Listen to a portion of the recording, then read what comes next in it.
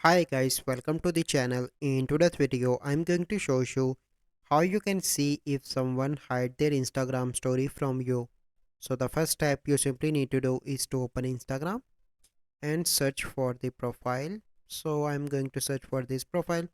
So as you can see that this account is private, so I am unable to see this account story. So it is not possible because that account is only private and you need to follow that to see the story.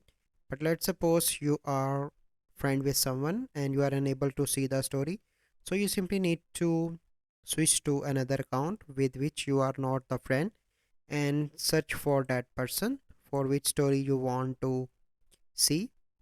And if you are able to see that person's story, so it means that that person not hide its Instagram story from you, but on another account if you are unable to see, so it means that that person hide its Instagram story from this account, but you are able to see from this account. So this is the process. I hope you find this video helpful. If you find this video helpful, must like this video, subscribe to our YouTube channel for future videos. We'll see you in the next video. Thank you, have a good day.